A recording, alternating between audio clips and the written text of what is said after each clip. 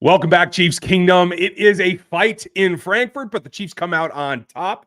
We are live post-game. Going to be giving you the breakdown as we see it from here. I'm going to go through my notes, but the big takeaway is the Chiefs face what maybe is the most formidable offense they're going to face here, at least until it comes down to the stretch run, and they walk away with the W, and that's what matters most. I'm Ryan Tracy. This is RGR Football. Ryan going rogue. I'm going to be joined today. Dan, the man Harms, is on his way. He'll be here in a bit. Chris Clark is going to join us for a little bit as well. Like to get a little bit of extra opinion and takeaways on this game that was up and down, back and forth, and honestly, more high-strung than I wanted it to be. But in the end, this is a ball game in the style that I really enjoyed, where the defense actually plays as big a role, if not more so, than the offense did. The offense has its ups and downs. I see a ton of comments in here already about that, and we are going to get to it. Today is about running down the game, giving you my game notes. You'll be able to see some of those later in the week for you members, and we're going to hit some of your questions. I'll try to get most of the topics, but I can't guarantee it. If you want on the show today, make sure you throw a super chat in there. Nick's already got one in, and we were going to get to them all. Nice to see you guys. Hope that it's been a good day. Nice to see you. Brenda, 900, bunch of friendly faces. Stevie Keys is in the house. Always good to see you guys. Let me get this link shot over to Chris Clark, and we'll get him on for a little bit of takeaway as well. But I want to start with the bottom line is that this team had balance today. That's how they got this W. The defense played great, almost out of their minds. I couldn't have imagined, honestly, if you had asked me, hey, does Tyreek break 64 yards? I'd have told you yes 10 times on Sunday and maybe a couple extra times that night. That is a takeaway that I don't think that we can really get past. We have to acknowledge just how good that is between Trent McDuffie's day, which we'll talk about in depth. L'Jarius Sneed, Jalen Watson had a couple of nice plays as well. You got to give everybody credit in taking away Tyreek and Waddle, who, despite the injury, I don't think was 100%, but that's still a nice place to go. Chris Clark's here, so how are you, buddy? Hey, buddy. How goes it? Oh, it's going. Dan's on his way, folks, so we'll have a three-way conversation for you here in a little bit. But Chris and I just finished Locked on Chiefs, and there's some things that we didn't get to over there. If you guys missed that show, go back and check that out with Matt Derrick. So, on the topics we didn't cover, what was the number one thing for you today? Oh, man. The offensive inconsistency, I know we touched on it lightly, but I think that's really one of the bigger things that needs to be continued to talk about. You have to figure out a way to get the wide receivers more involved. If you're not gonna trust them, then you got to figure something else out on offense, and that's, I think, one of the bigger issues that they've got going on right now. Yeah, and there's a lot of comments in the chat, folks. We are going to get them. And you know what? I really like this one, but if you guys want the full experience, join the memberships, connect your YouTube account, get in the Discord. That's our private RGR members area that you can get all the information. But Arg, I really like this one, and I appreciate you. I spell victory RGR as well, so cheers to you. I really like that one. But it comes down to this, and it off here. We're going to get you on the show real early, Knicks fan, if I can get the thing to show. There's great coverage by 22 on that push-off TD that they didn't get him, and that's fair. There was a lot of hair split today, and that was tight coverage. It was good coverage. Yes, there was a push, but that was like the one play that you could maybe say, hey, which Tread had that one back? And I'm sure he does. But overall, for me, if you were on Locked on Chiefs, I gave him my game ball, and I really do think that this was probably the status symbol. He hadn't played Tyreek Hill before. So this was the churning of what was going on to what will go on. And nothing against L'Jarius Sneed, who I think played very well today as well. I don't like the penalties. I hold that against him a little bit more. He's a good enough an athlete and a hell of a corner that he shouldn't have to get those flags. But between the two of them, they locked down the best receiver in football. And let's be honest, a guy who's probably still going to get 1,900 yards on the year. Well, and you and I disagree on that. I actually like the penalties because I thought it set the tone early, and I thought that's exactly what they needed. I don't think he continued to do it throughout the day, and that was what was important. But the other thing that I want to mention really quick is you talk about McDuffie on Tyreek Hill. One of the things that stands out to me is they did a crosser route where he's basically running across the entire length of the field.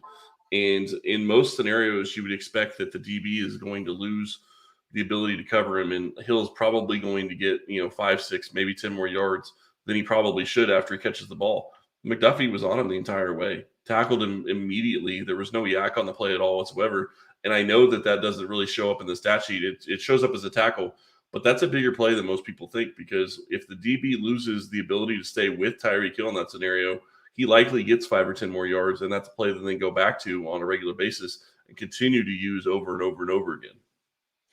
And if he gets 5 more yards, he can make a juke and be gone. I mean, that's how fast that can happen. So there's a lot of pluses there. And, at the end of the day, if you can control Tyreek, you're going to end up controlling that offense. Now, Mostert came on hard at the end. And his hard running, I think, is a credit to him. It's not something I always associate with Mostert, but hey, it is what it is. I wish we hadn't seen that, but I do think that was part of the jet lag kind of thing. Like, they played hard all game, and I think there was a lull there for the Chiefs defense for just a little bit at the end. They were able to rally, and I think that last play, I was intrigued. I almost wish Tua had caught that ball, because I think Brian Cook was going to blow him up, and I was ready to see that myself. So, one of my takeaways.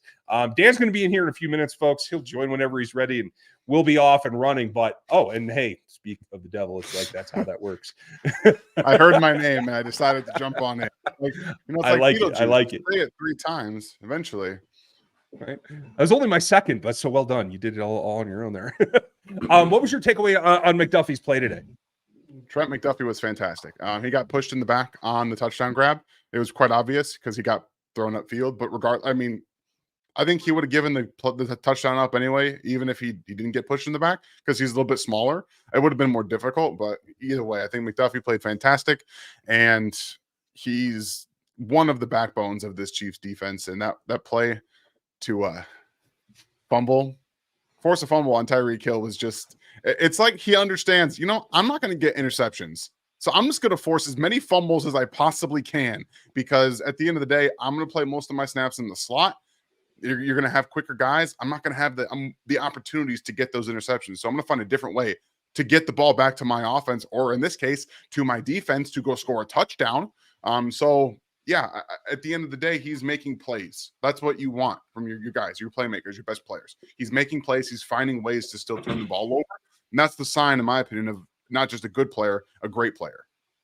Well, and if you really quick, sorry, I just want to say really quick, I thought, you go back and you watch the early sack. Isn't McDuffie the one that forced the sack to begin with? I know he didn't get credit for it, but didn't he rush the QB early in the game and force somebody else to get a sack?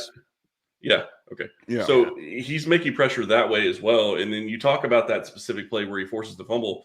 Not only did he force a fumble, but he avoided allowing the tight end to get in and block him. It was football smarts that allowed him to make that play. He saw it coming and he attacked immediately. He's not the fastest guy or not the quickest guy either, but it's his football intelligence that makes him so great. It really is. And I'm trying to find my note, because I made specific note of that play in particular when he was coming downhill, that he kind of forced the whole thing. And it brings us to this question. For those of you who track the draft with us, when you look at all my custom metrics, the hawk rate is the classic DB takeaways in the scenario that you're intercepting the ball and you're stopping PBUs. But that's why I include the bear rate as well, because that takes a DB and adds in what he does for tackles for loss, coming down on screens and creating fumbles. And that's why Trent McDuffie was rated highly coming out of Washington as well. So it does track that he's continued his evolution in the path that it was going. And it just isn't the air takeaways, I should probably start calling them at this point. But to Peyton's point here, he'll probably get another one before this season's over. Is 5 forced fumbles without the interceptions enough to make an all-pro? I think it's borderline, but Dan, where would you sit? I don't think so. And that's, again, it comes down to a traditional statistical award. And I think at the end of the day, you're going to find players and specifically voters value interceptions for cornerbacks more than forced fumbles. And that's unfortunately the way it is. But if he comes in with 5, 6, if he's approaching double-digit forced fumbles, we're gonna have a conversation. Like, we're talking about this is not just a run-of-the-mill luck-based thing. He's doing it almost seemingly every game if you're approaching double digits at that point. So they would have to pay attention to it. But at the end of the day, again, yards given up, completion percentage given up, stuff like that, and then not actually getting the most valuable in the eyes of the voters interceptions is going to keep him out of that conversation. Where do you think he needs to get to make? I assume you agree, Chris, but if not, where does he have to get to make that switch over? To all pro, Yeah. that's going to be tough. Without Just because, it's going to be tough regardless. Just because, look at all the players, look at all the great corners in the NFL. I'm not trying to take anything away from them, but all pro means you are one of the top 3 corners, and that is going to be very hard to hit, regardless of whether or not you're able to get a bunch of interceptions. So I agree. I don't think he's going to be able to get all pro. Now, can he be a Pro Bowler? I think absolutely he should be a Pro Bowler, and I think that he needs to be looked at in that light. And he needs to be a guy that's on the cusp of becoming an all-pro, because I do think he's there. But I don't know that he's ever going to be the guy that's going to get a ton of interceptions if they continue using him the way that they're using him. It's going to be curious to see what they're going to do in 2024 when Snead likely moves on. Agreed. And that's going to be the changeover. What can you do? I still see upside in him. I'm confident that he can continue down that path. We'll see. I just did a quick check. And of the corners that played 50% of the snaps in the NFL this year, obviously before today's games and everything, PFF still has him rated in the top 15. In terms of completion percentage, he's still running sub 70%. That puts you in elite company. So there's still plenty of possibility there. And next question goes on to that as well. I love Trent, but I swear he can't track a ball at all. I'm starting to think that Patrick is wanting to throw on third down, and that's the issue. I think this is mixing, or maybe I'm not understanding it. Dan, you tell me. I think that it's 2 ideas thrown into one. It's you have the Trent McDuffie hate there on not being able to track a ball, and I can understand. It's not easy to track a football to begin with, especially when you are playing defense and you have to kind of read the receiver. He's one-on-one with no actual safety help because they were shading the safety to Tyreek Hill, which makes a lot of sense. And Cedric Wilson's a bigger guy than Trent McDuffie is. So he was in position, and then he's trying to look at the ball, and they were both in position. The one difference in that situation is that you get this. It wasn't enough to extend, but you saw the obvious little push, and that's why McDuffie kept going and Wilson stopped. So it made that little bit of a play there. So, and the big plays that he does give up, I think it can be, I guess, tracked back to him having a little bit of delayed tracking. It's not necessarily he's bad at it, it's delayed. And then I don't necessarily know about the Patrick wanting to throw the ball on third down, but what I can tell you about that third down play, watching more offenses this year in the red zone, teams are passing off this flat stuff. They're just passing it off. It's not available to offenses anymore unless you get lucky. It's just not available. So this is a bad scout job on the team to say that they're going to do that in that situation and not run the ball. And I know that it's always reactionary. We want the ball in Patrick Mahomes' hands. That play call has not been available to most offenses this year because defenses are coming down on it. And it was to Travis Kelce on a third down in a big moment. What do you think was going to happen? Okay. That's my problem with it. You were totally justified. And we're going to switch over to wide receivers. There's a lot of questions about that. But in terms of McDuffie, I will remind everybody he was a zone only. I mean, not just predominantly. He played like 88% zone in college. So always had the ball in front of him. Didn't have to track over his head because he never turns back. So it is something that I do, again, feel that it's something he can continue to develop. It's probably never going to be a strength, but I think he can improve it. I'm with you. Let's see. Donnie had a good point here. Thank you, Donnie.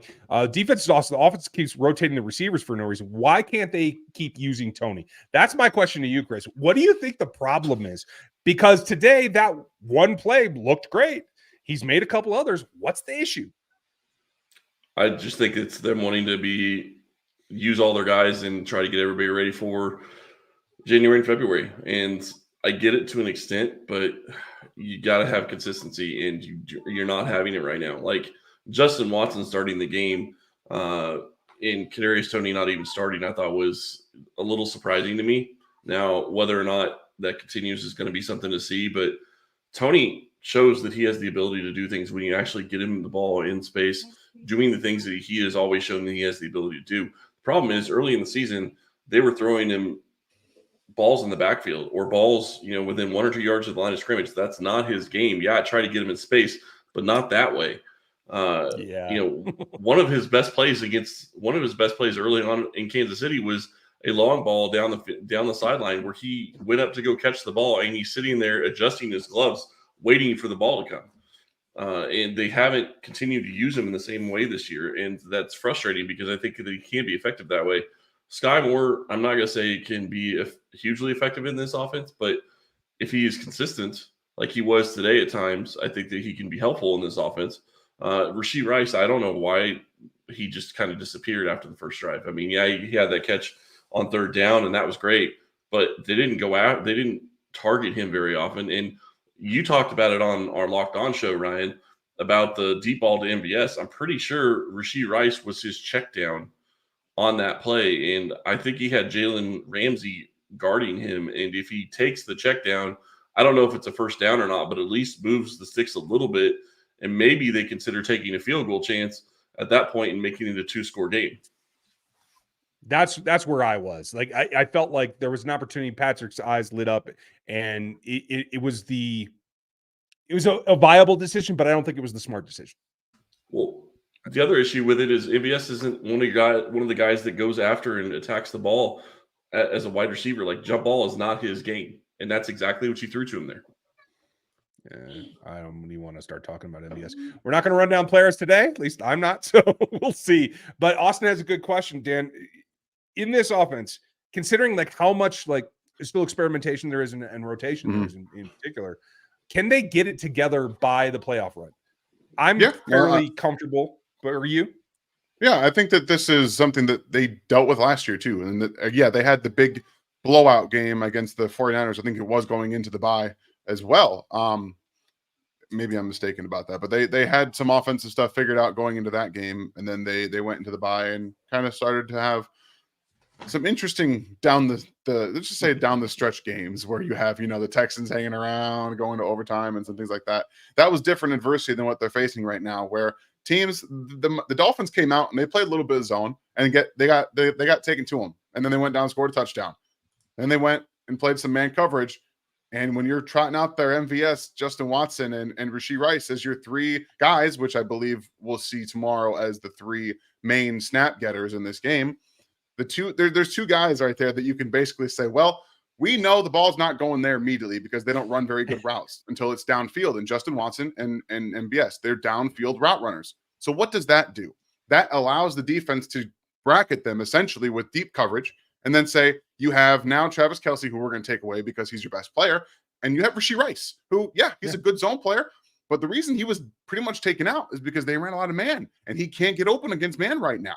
He doesn't have that. They're teaching him how to beat zone, and he's not getting the tools to beat man coverage in the NFL right now.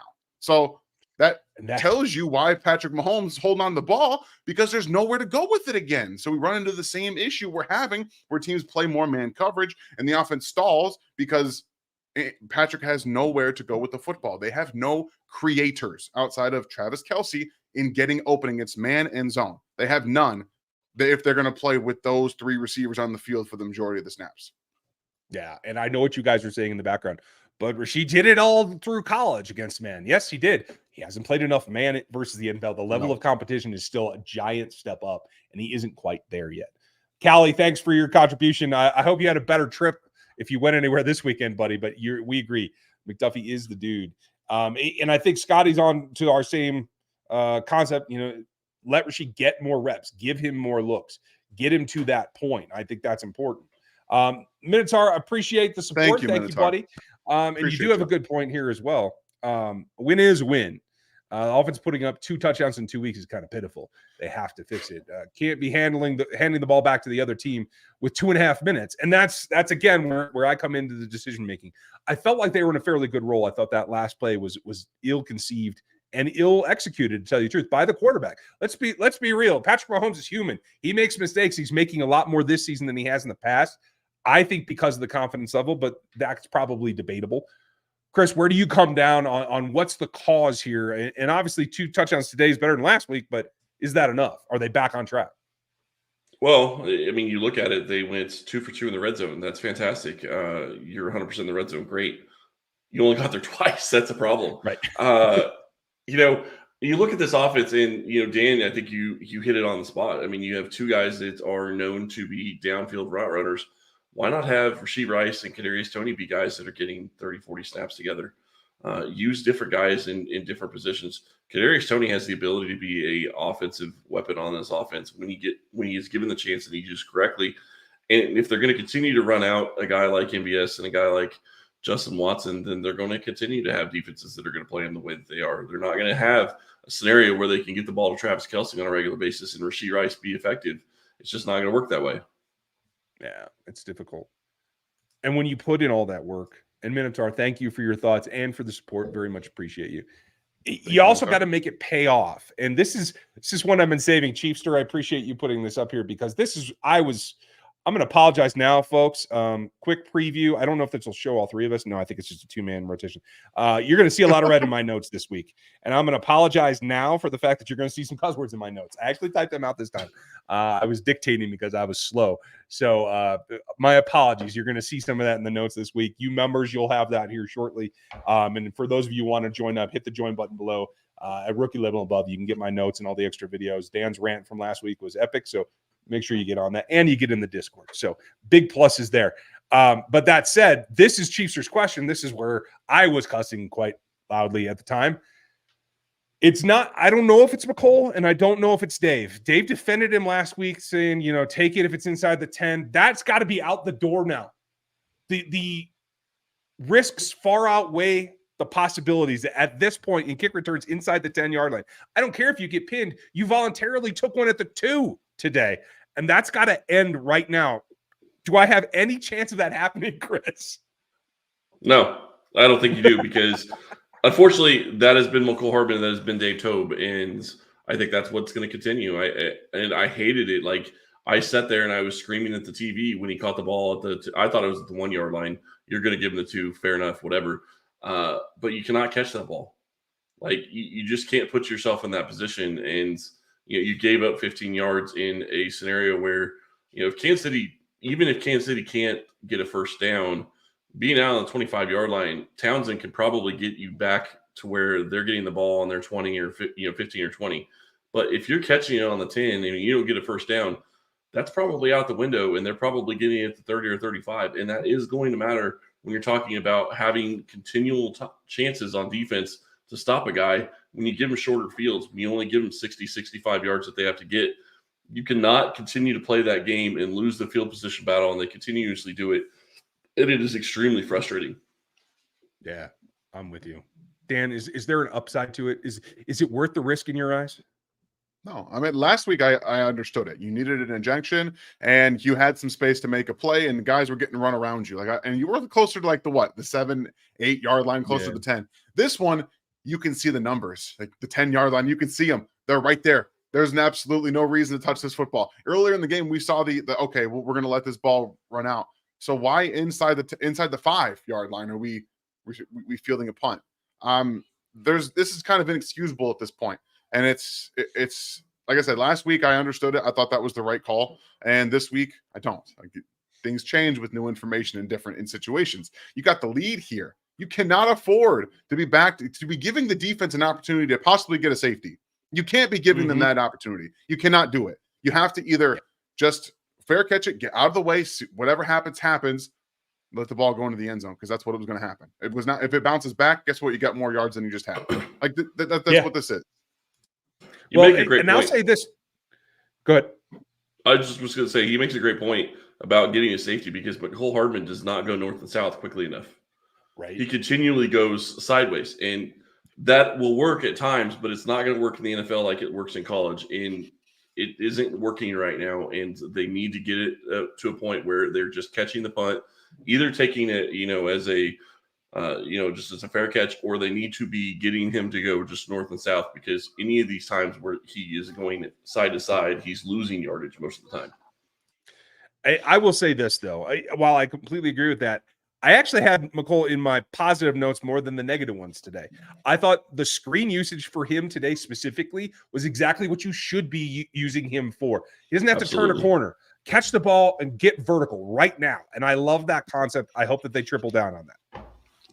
I'll be honest. Right now, the Chiefs are stuck in 2021. Stuck in a little bit last year. They're stuck in the past. Defenses know what they're going to do.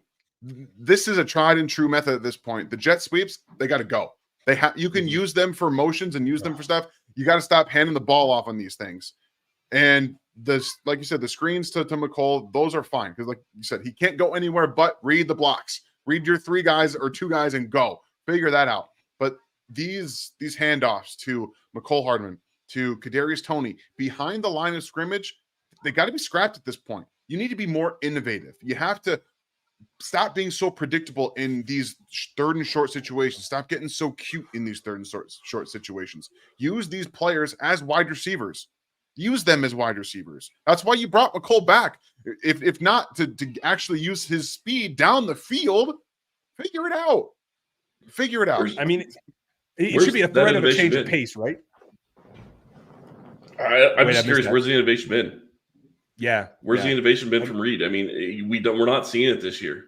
Like, I was so excited seeing all these different wide receivers and all the different things that they could be able to do offensively, but they really haven't done anything. And I really don't understand. Yeah. And then you led into that perfectly because that's what tactics is talking about. Because I agree with that. And at this point, it's still the concept. These are change of pace plays. These shouldn't be staple plays. They don't work like that unless you're running your offense standardly. And I don't mean just the run game, but they should be a change of pace play that catches somebody off guard. When everybody's all queued up, the only thing that it does is bring down the second layer of the defense. You get dropped safeties and linebackers closer to the line of scrimmage, which is great, except that they're playing cover 3 and 4 over the top, so you don't get the payoff you used to get from using them. And so the whole thing is stuck in the past. And that's the idea of regression that Texas is bringing here. I wouldn't say it's going all the way back to the Philly days, but like Dan said, 2-3 seasons of what's worked. I do think that that's Andy staying back there. Do you disagree, Chris? No, not at all. Okay. I think that Andy needs to figure out what he's going to do offensively this week and start using his players to attack how he can. And that's not doing what they've been doing on offense all season. And I go back to what Dan said earlier. You can't have MBS and Justin Watson as 2 guys that are on the field at the same time. They're too similar of players unless you're just trying to, unless you're having 3 or 4 wide, unless you're having 4 wides out there, then maybe you can have those 2 guys. But if you're going to have a tight end and a running back and Rashee Rice out there or somebody else like that, you cannot have those 2 guys on the field at the same time. It needs to be those 2 guys are on the field at opposite times because they're pretty much the same player in a lot of ways. Thank you for that one, Tactics. I am going to come back to your question about Tua here real quick because I think I can light Dan up here pretty easily. But Stevie mentioned somebody in the Discord was talking about Justin Watson as a possible kick return because of his decision-making prowess. He doesn't have the elite speed, and quite frankly, turning the corner isn't something that I would rely on Justin Watson in the punt return game. But if you're just worried about not making or burying yourself, if decision-making part, I can get behind that. What do you think, Dan? Yeah, this is now it should be a staple. You get someone back there who's not going to make the back-breaking play. He's not going to fumble it. He's not going to make the wrong decision. He's going to do the right thing. I don't care if he never returns. I don't care if he has 1 return yard the whole rest of the year. Make the right decision. That's all that matters at this point. The offense is doing enough, putting themselves in poor position with negative plays. If you also have the punt return duties doing the same thing, you can't win lots of football games that way. And yes, I know this is a lot of negativity from us right now. The Chiefs just won a football game. They won a football game. They're 7-2. Like, all this stuff is happening, and they're still winning football games. So that's the good part of this. But the decision making so far needs to change. So put players in position to make the right decisions and stop getting players that apparently don't know how to make decisions 4+ years in the league. Yeah. And well done. Thank you, Knicks fan, for a dose of reality. Yes, it is all relative and W's do count. I just want to point out one of the things for me before we move on, and we'll start with Chris on the next one. 9 penalties on the Chiefs accepted today. There were 13 called by my count. That's gross. It's even more impressive that in that environment against Tyreek and Waddle, you were still able to get the win when you shoot yourself in the foot that makes sense. You don't have any toes left at that point. So good for them. And again, be happy that you got the win. Thank you, Knicks fan, for a little bit of reality there. But Tactics also had a point about Tua. He's a little fed up with him being called elite. And I know you guys both play a lot of fantasy. I probably have not watched enough Tua this season. But Chris, from your point of view, before we let Dan react, is it even within the realm of possibility to consider to elite given the good teams that they've played this season? They don't have a win against a winning team at this point. And how are you going to continue to go down that route? I mean, he's putting up the numbers, but look at the supporting cast. I mean, you look at what, I hate saying this because this is going way back to 2018 for the Chiefs, but look at Mahomes early on in the season. It was in that year of him winning MVP. It was, well, look at the surrounding cast that he has. Yeah, he looks great, but look at his surrounding cast. I kind of look at Tua and I look at it the same way. Like, he doesn't have Devin A-Chain right now. That's hurt their running game. Mostert got lucky. He did his normal fumble routine, but didn't turn it over. So they got lucky in that regard. And you're sitting there in a situation where, Tua has the chance to go win the game at the end, go tie the game at the end, and maybe take a chance to win. I'm not so sure McDaniel would have gone for 2 in that scenario. I'm just looking at it from that scenario. Like, if they get down there and they score a touchdown, I'm not so sure McDaniel's not the type of coach to go for 2 and go for the win at that point. But regardless of that, Tyreek Hill, Jalen Waddle, those are 2 fantastic wide receivers. I'm not going to call them the best duo in the NFL, but I think they're easily top 10. Now, where you want to put them in the top 10 is another question. But Tyreek Hill is easily a top 3 wide receiver. There's not many wide receivers I'd take over Tyreek Hill in the NFL. But I don't know. I don't know if you can continue to call Tua elite.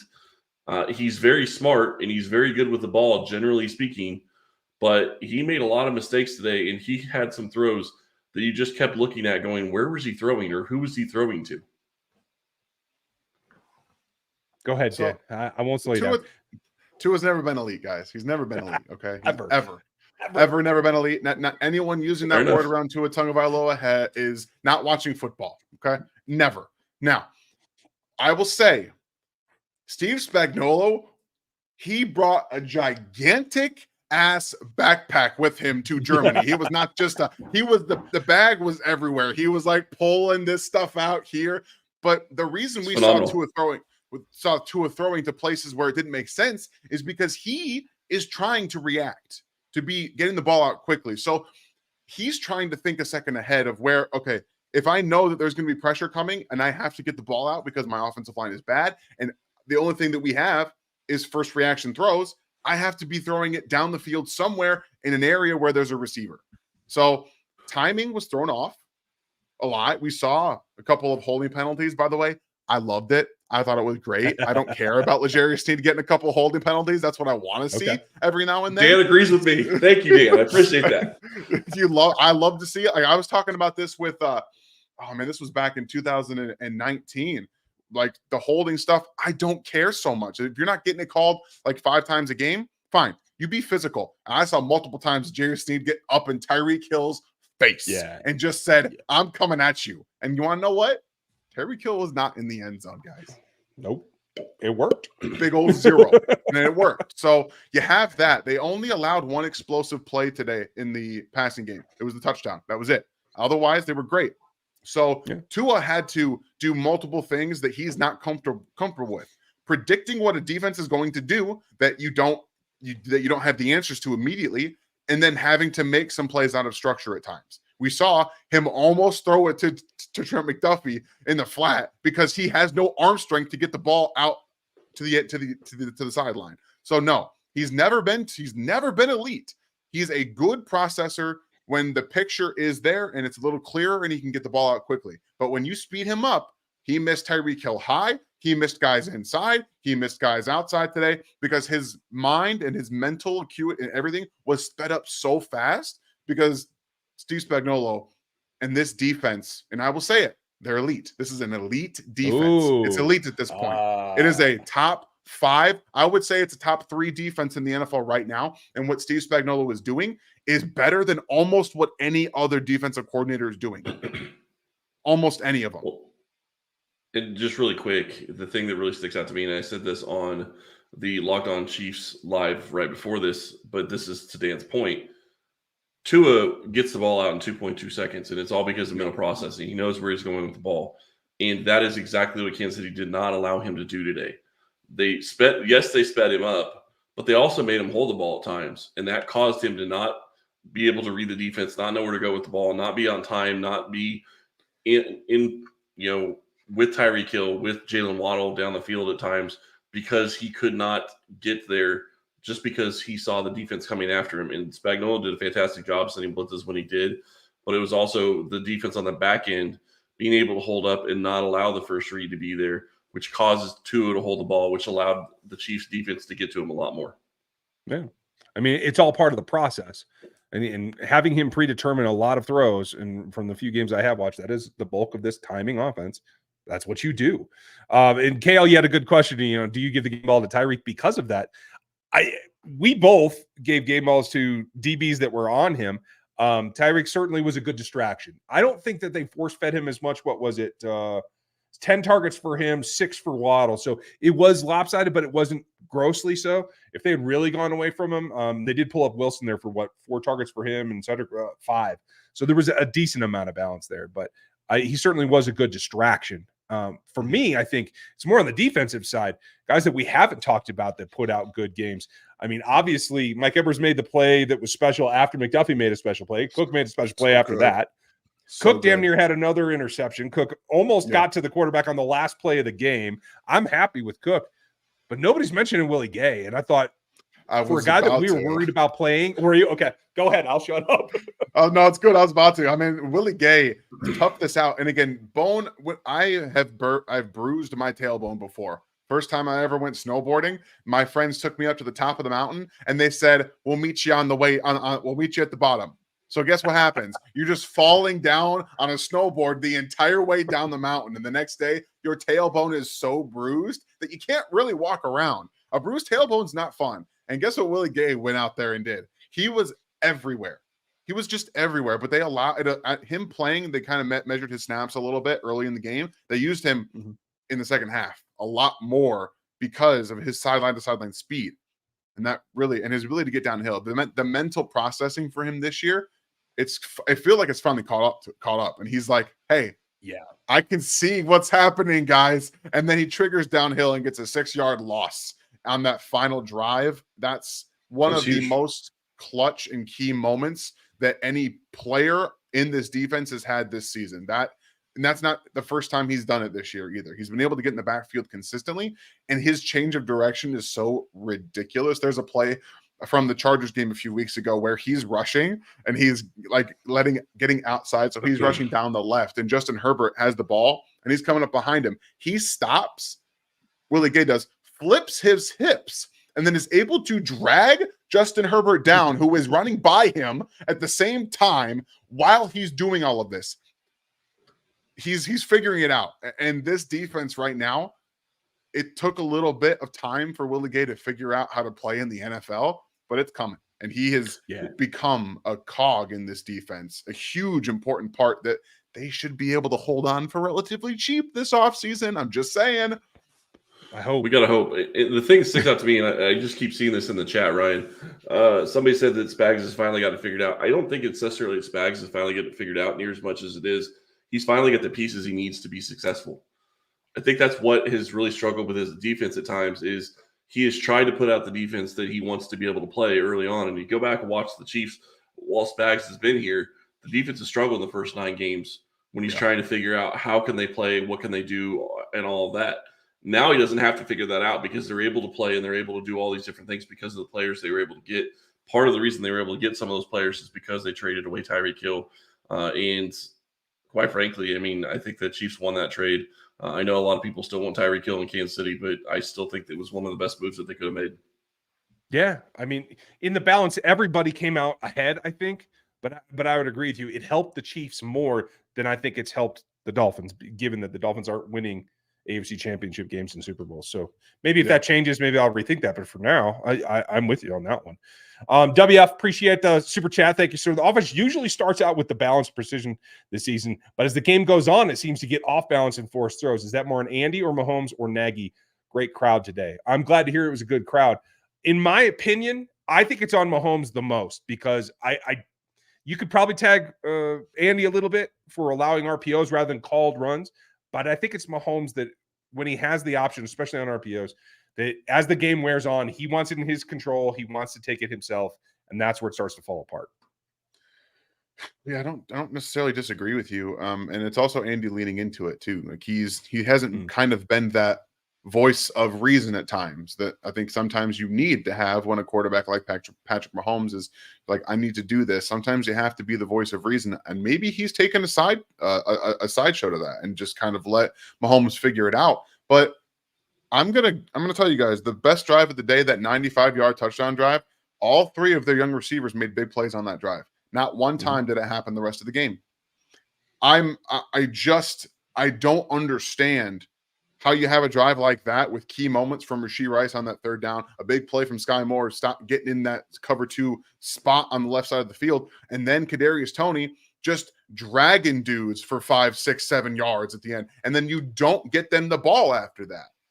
That frustrates me, and I bet it frustrates them a little bit too. Like that should be a kind of a inexcusable thing for the offense to just say, yeah, good job guys on that drive, but we're never throwing you the ball again. And that's another part of this problem on the offense, in my opinion, is that players, when they make a play, they don't get rewarded for it. Any of them do. And that can really mentally drag some of these guys down. And there's another related story too. Go ahead. I just want to ask both of you a question, because I keep seeing it being brought up, and Ryan, you and I haven't had a chance to really talk about this. Do you really think it's that they miss Bieniemy on offense, or do you think that this is more of just they can't get consistency for the wide receivers and Mahomes at times so far this season? Because I don't think it's Bieniemy. I don't think that that's really been a stabilizing factor, and I think that he's getting a little bit more credit than he probably should for their failures so far at times on offense. I'll give you my take, but it's convoluted. Dan, what do you think? Again, this is the Chiefs thinking that they were going to be able to cheaply address their wide receiver position and use a bunch of guys in the same role. But again, we've kind of talked about how they don't get enough usage out there to develop a relationship with Patrick Mahomes and kind of get comfortable in the game, much like some runners, like running backs, need time to be able to, and the touches to be able to get going. And maybe it's not so much about the offense. Maybe it's the mentality of Eric Bieniemy, because that might be more of what they miss. And I know that the broadcast kind of made a point to say that Matt Nagy got in them on this one drive, and I'm just like, guys, come on. We know I've never seen Matt Nagy get into anybody ever, like at all in Kansas City. Like that's never been his way to go about it. Maybe he did it in Chicago when he was the coach, but that's also because they sucked. So here it's a little bit different. And for whatever reason, maybe it's that mentality of Eric Bieniemy that they miss, not necessarily his ability to scheme the offense, because I think that the scheme is fine. The players have not done a good job of answering that bell, and maybe Eric Bieniemy could have gotten some bell answering out of him. Yeah, hey, I mean that's Eric's best thing is holding players accountable to not only themselves but to the team. And I don't necessarily agree that the balance of the wide receiver receptions and who's getting what where has anything to do with Eric Bieniemy. That I don't. I agree with you, Chris. I don't think that is it. I will say this: while I think they've established, and I think they have had some light shed on the fact that you have to run the damn ball. We saw again, Pacheco get 16 carries, magic number for me, 10 plus, definitely have to. I think despite that going on this season, I think generally when it comes down to things like this, and Tracy, good point. Shout out to everybody for getting up. I appreciate you mentioning that, because I just roll over it. Devil Juice is making the point that I'm kind of at, and that's where I think Eric Bieniemy comes in. Running on 3rd and 1 to actually get the first down, the short yardage stuff, I do think that's where they miss Eric Bieniemy, because he would challenge guys, including the offensive line, to go out there and get it done. And I do think that challenge is what's missing in the short yardage right now.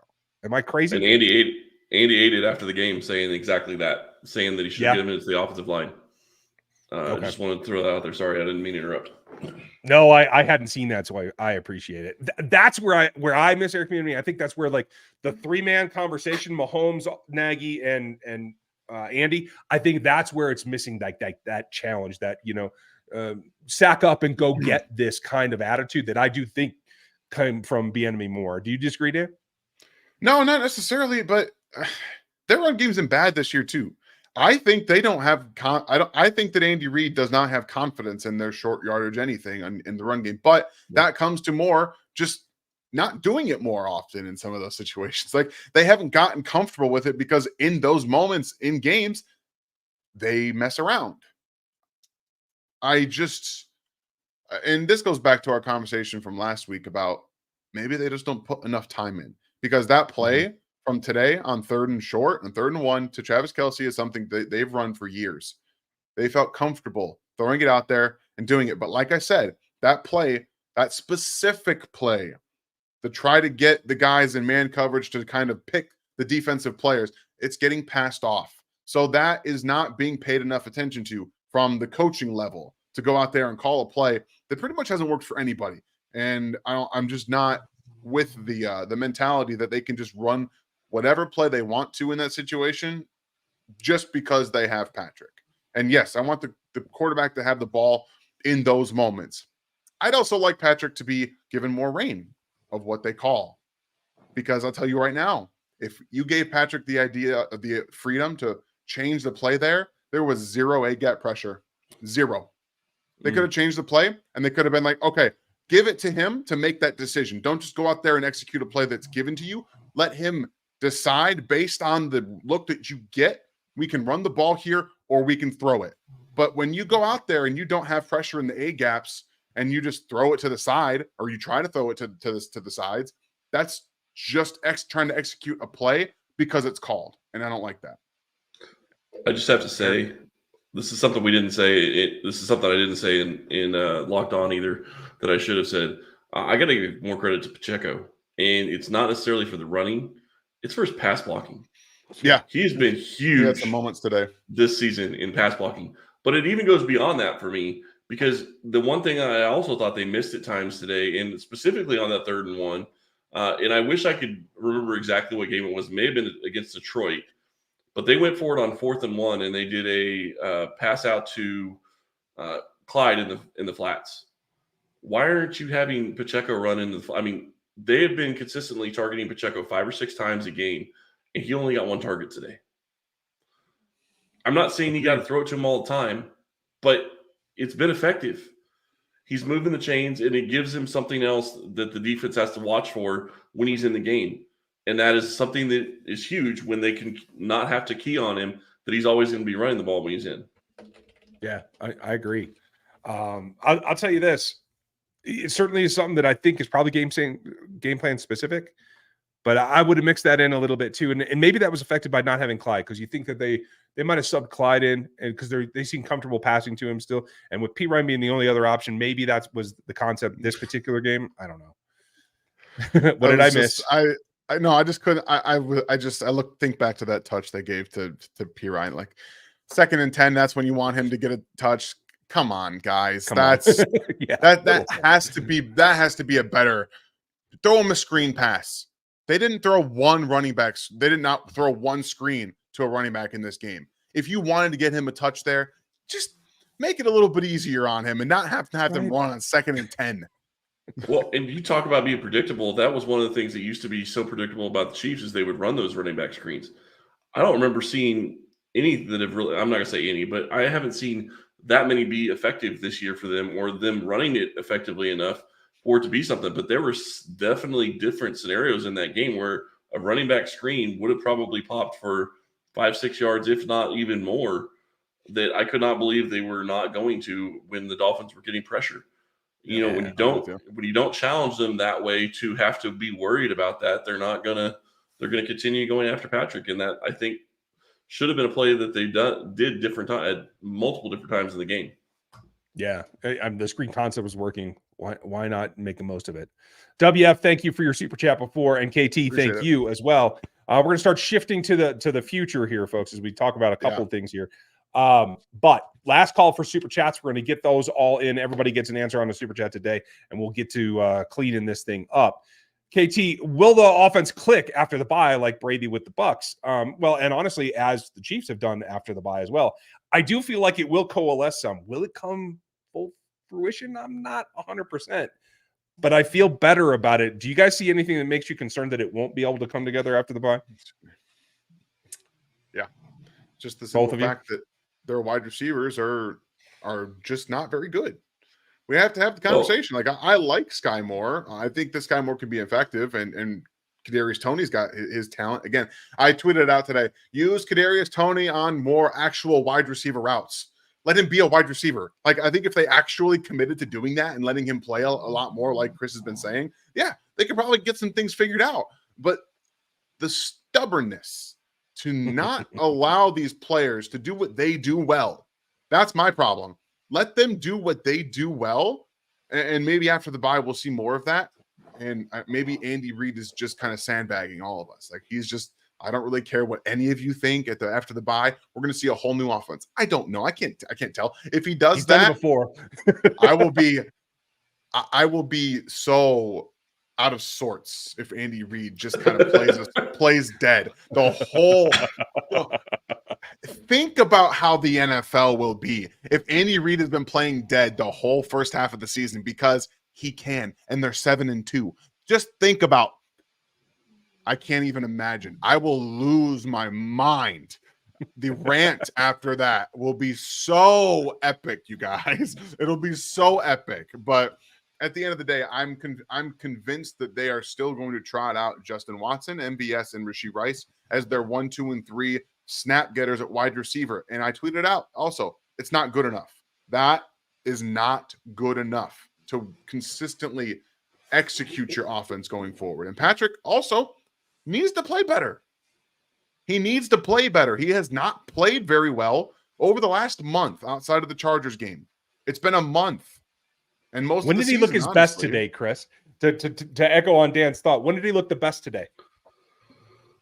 First drive. I think he looked the best in the first drive. And it was scripted plays. But the thing that drives me nuts, and Dan, you mentioned this. I actually retweeted it during the game with what you said about get Kadarius Toney running wide receiver routes. I've talked about that on Locked On a little bit as well. But the thing that drives me nuts is one of the things that Andy Reid has always been so good at, that this team has always been so great at while he's been here, is he finds a way to play to his players' strengths. And he hasn't done that this year.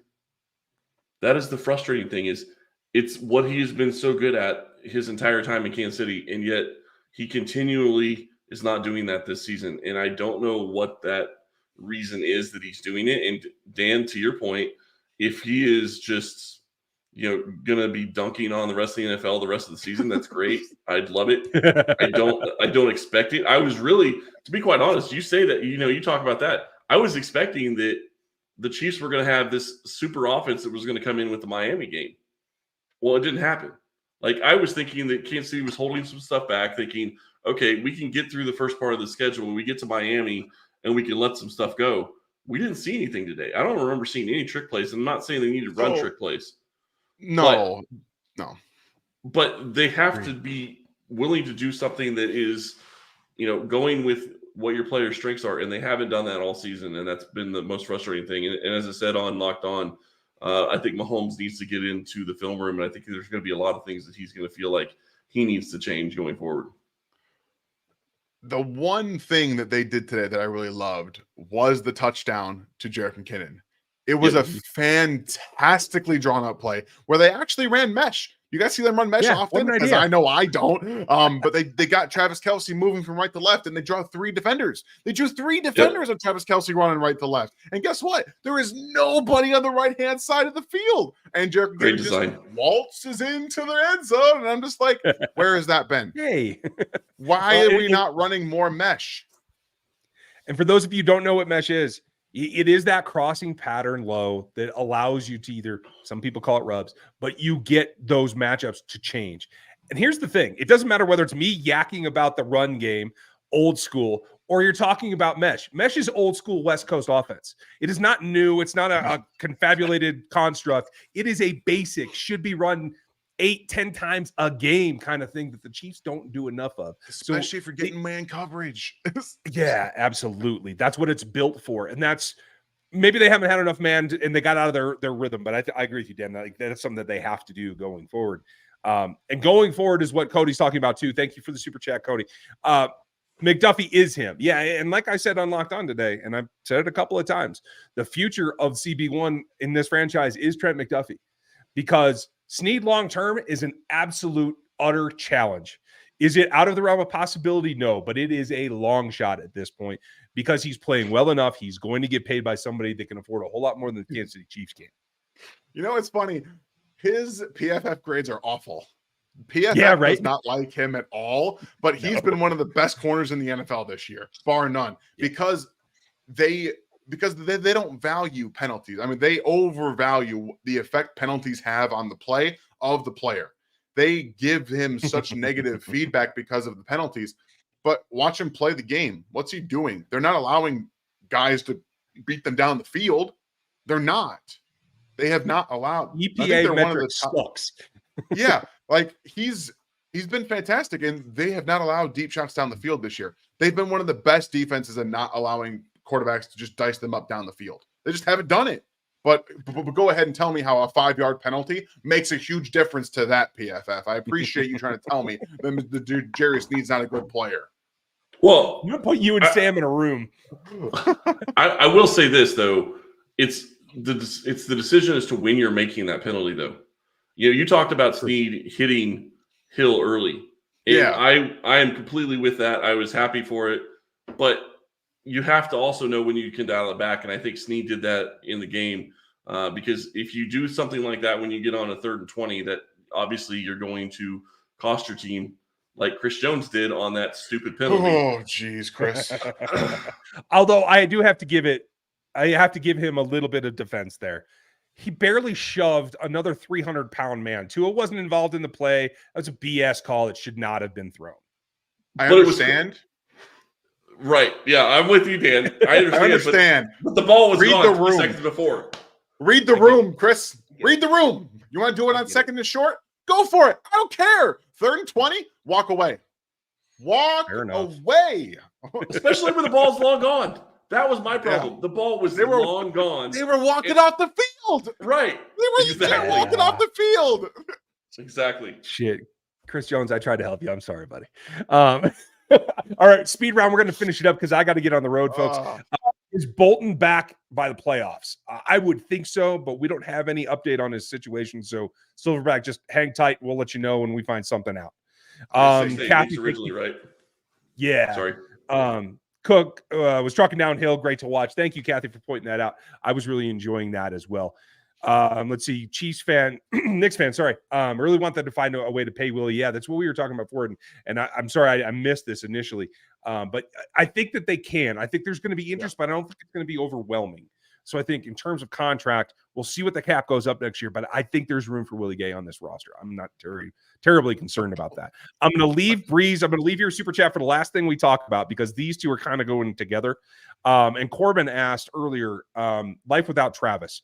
Can we get a legit guy for Mahomes?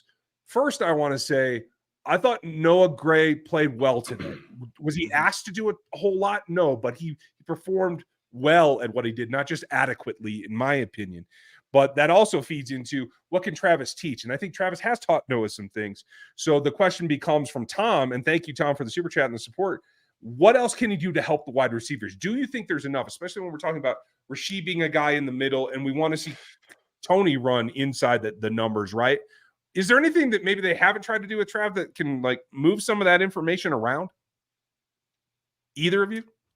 I think what my biggest takeaway is that Travis not only understands like zone coverage, but man defense and how to get open. So if we think about how Travis trains, he doesn't typically train with the whole team. Like his body metrics and stuff are different. Like maybe everybody on the team should train more with Bobby and with the team that Travis trains with, because he wasn't like this either. Like we forget, Travis used to just blow by guys. Like he just used to run past everybody because he was really fast and athletic. But he has gotten to this point where he understands how to manipulate.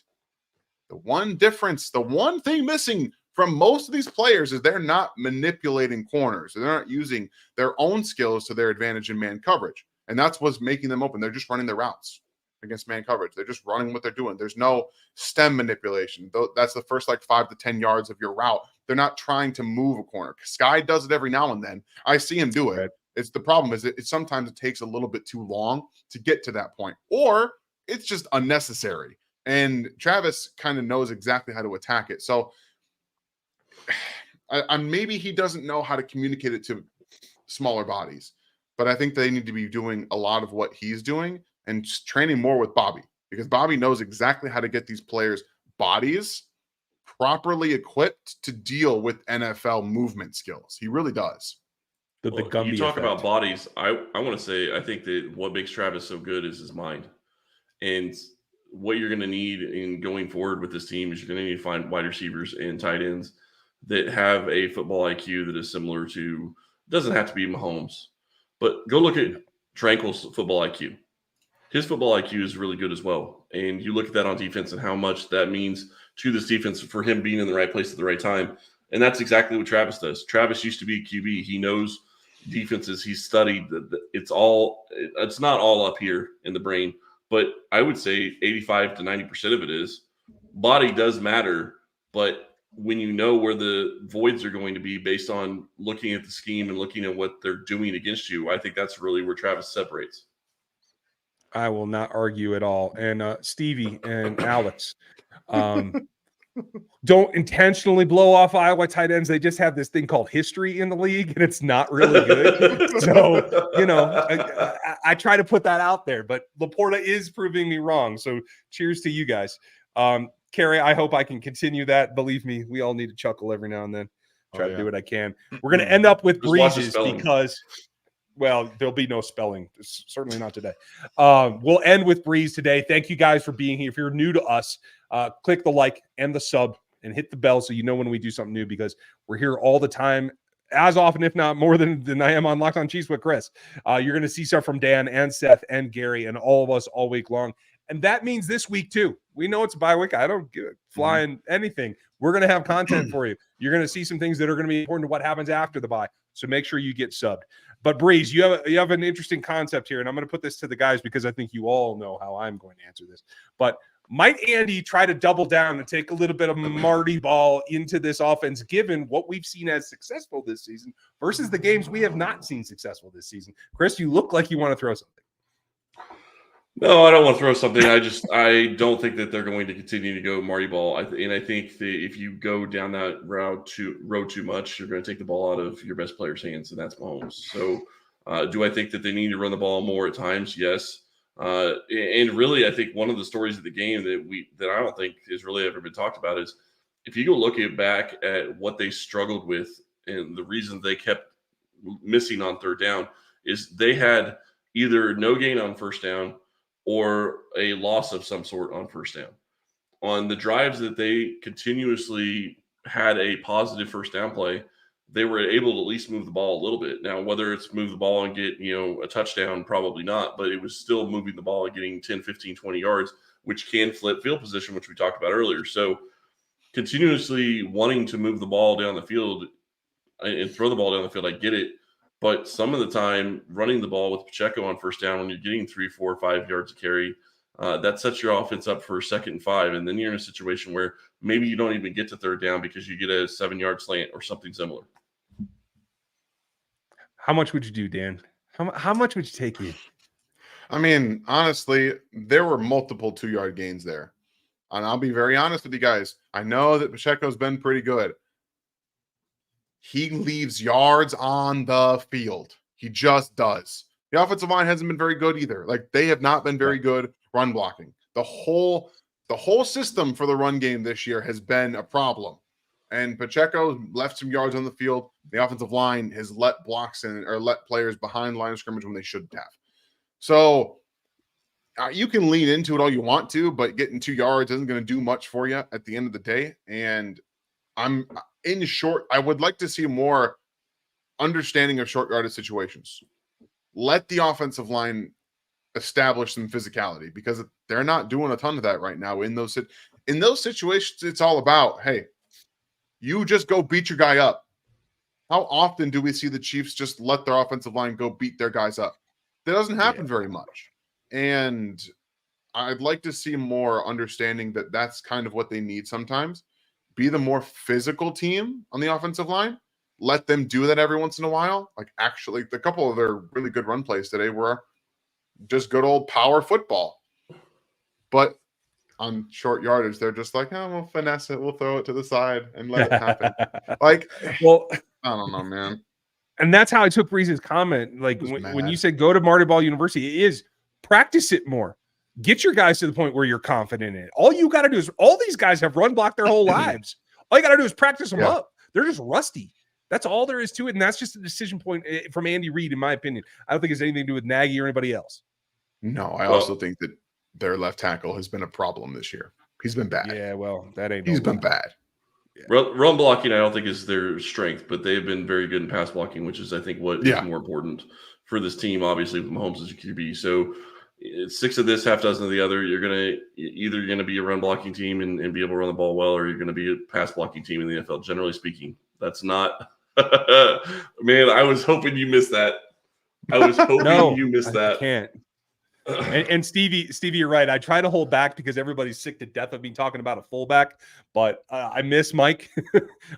I miss Sherm, and I think the offense does too, whether they want to admit it or not. But maybe someday. Maybe if I can get an H. If you could call Laporta an H where he could be in the backfield you get somebody like that going forward, I can live with that. I will take a hybrid at this point because nobody wants They already have one. It's Noah Gray. Noah Gray's legitimately an H. Yeah, but can he block? Better than a lot of these guys. True. That's fair. Not good enough for me, but that's okay. And John, I do want to address your Yeah, okay. Yeah, I'm not going to go down that rabbit hole. John, I do want to address your question here. I just want to say this as succinctly as I can. You're looking on this screen right now at 25 years of covering this team combined. I'm not assuming anything about the situation with Jerry Sneed is going to be in when it comes to a contract. So I'm just trying to prepare everybody for what the likely outcome so that there isn't a whole lot of question marks. And Stevie, I love this one. Oh, yes. Yeah, it might only be for a few snaps a game, but I'll take Jason back on the line right now. I just need him for one. Just need him for one. That's it. That'll do it. Yes, 3rd and short. That's exactly what I'd use him for. Well, that's going to wrap it for us. Hope you guys enjoyed an early game. I'm going to go take a nap later today after I run kids around for a while. We have sports and things going on today, but thank you all for being here. Chris, thanks for jumping in. It's nice to have a 3-way conversation from time to time. It's fun. Thanks for having me. Yeah, it's a good time. And we get to talk over each other a whole lot easier this way because it's just so much more relaxed. And Dan, I'm sorry if I jumped the gun on the timing, but hope the little one isn't running you ragged. No, I had to run an errand. That's all. I had to go get one of these. That's all. I just had to go get one. Sometimes you just got to do it, right? Sometimes you have to do that today as well. Well, thank you all. 7.5%. Okay. It's legit. Yeah, I'm definitely gonna have to go do that now since we have little editing to do today, and that's about it. William, Chris, thank you. We appreciate Thank you guys. Thank you all for being here with us post game. Again, if you are new to us, make sure you subscribe to the channel. We got a lot going on. There's stuff in the memberships. There's stuff all over the place. Everywhere. It all comes back to here. rgrfootball.com will get you here, and you will find the information. So you guys enjoy the rest of your Sunday and the afternoon games. I'm going to get to some of those, I hope, as well. And Caroline, thank you. Rock chalk. Just keep it rolling. Hey, you're gonna have a team inside the top 20 in college football in a couple of hours here, folks. So enjoy that. So everyone have a great day. We'll be back with you live Q&A tomorrow night at the standard time, 7 Central. We're looking forward to it. You have a good one. We'll talk to you then.